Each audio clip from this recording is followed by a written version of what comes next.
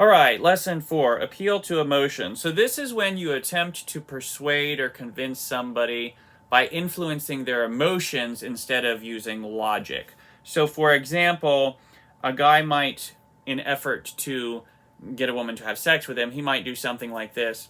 Like, oh man, my wife hasn't had sex with me like in 3 months. And see, this is specifically an appeal to pity. In other words, he's trying to make her feel bad for him so that way she will have sex with him. Another example that's not an appeal to pity would be, and this happens a lot in church, you go to church and he gives this sermon and he's got all your emotions worked up and they start playing the piano to influence your emotions, and this is why you should give your heart to Jesus, this is why you should give the church money, this is what, and no, you should do what's right because it's right, and that may or may not involve giving the church money.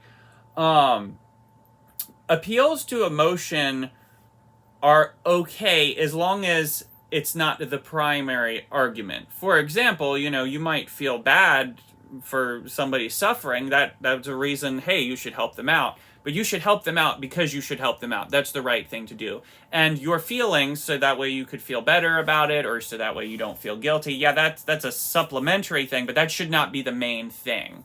Okay, so those are forms of appeals to emotion. It's where you bypass logic and you just try to persuade them or convince them through their feelings. We shouldn't be doing that. Again, it's not wholly bad, but it needs to not be the primary reason that you do something, believe something, etc. It should be secondary. And we will come back with lesson 5 in a moment.